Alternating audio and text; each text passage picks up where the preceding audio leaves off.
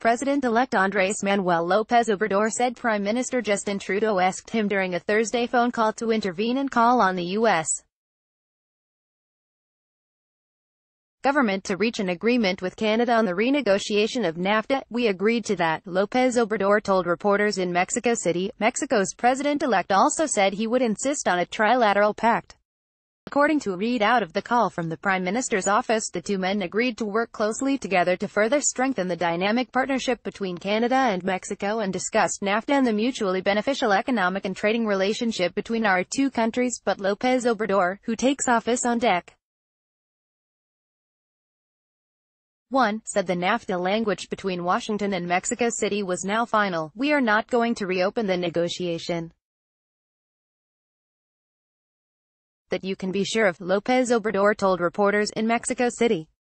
Even so, Lopez Obrador said the negotiation is not closed between the United States and Canada, and said he had received information that the Trump administration has made a new counter-proposal to Ottawa.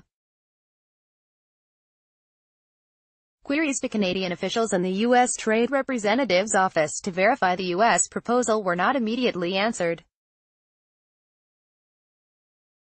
Mexican Economy Minister Ildefonso Guajardo was scheduled to present the text of the August 27 agreement between the U.S. and Mexico to Mexico's Senate at 7 p.m. Eastern Time, Mexican government and Senate sources said.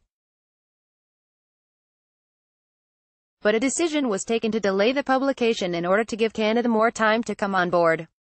Mexican Senator Ricardo Monreal said on Twitter the text would be released simultaneously in Mexico and the United States.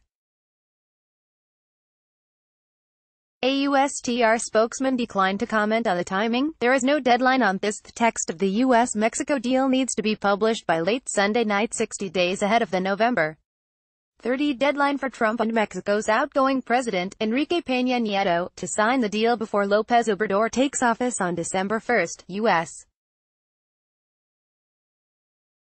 Trade Representative Robert Lighthizer has argued that the United States would have to reopen negotiations with the new Mexican government if the deadline is missed, but Lopez Obrador's comments appear to call that into question.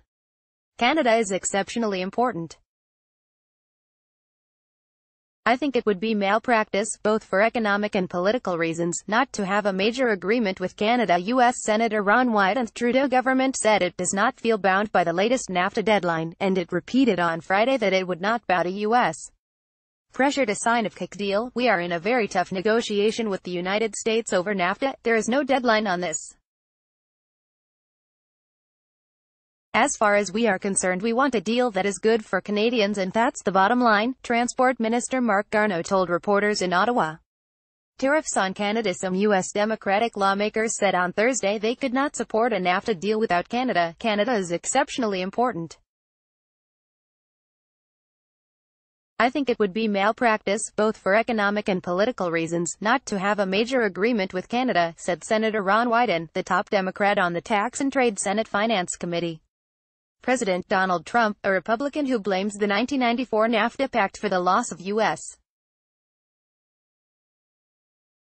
manufacturing jobs, trumpeted the deal with Mexico as a win for Americans and threatened to close the door on Canada if it did not sign on by Sept.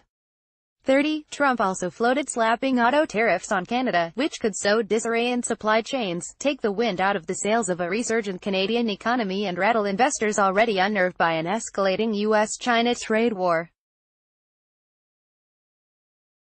The auto sector. The U.S.-Mexico text will flesh out an agreement in principle that aims to rebalance automotive trade between the two countries and update NAFTA with new chapters on digital trade and stronger labor and environmental standards.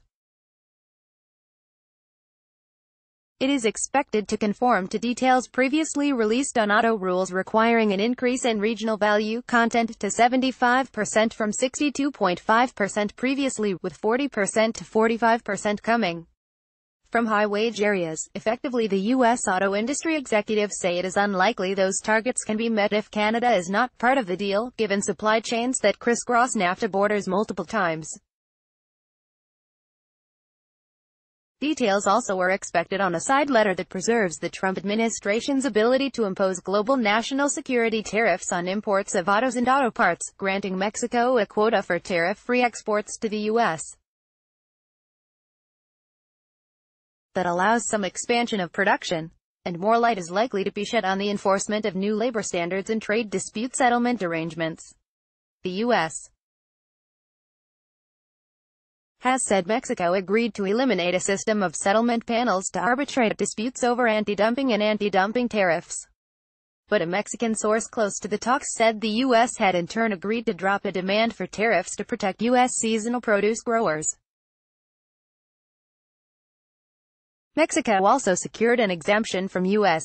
global safeguard tariffs such as those imposed in January on washing machines and solar panels, the source said. Mexican-made products were hit by those actions, which were aimed at protecting U.S. producers from import surges. The release of the trade deal text starts a months-long process for U.S. congressional approval that will require lengthy analysis by the independent U.S. International Trade Commission and notification periods before an up or down vote. Lawmakers briefed by Lighthizer said he told them the earliest a vote could occur, either on a U.S.-Mexico deal or a trilateral deal including Canada, would be February or March 2019, after the U.S. Congress elected in November a sworn-in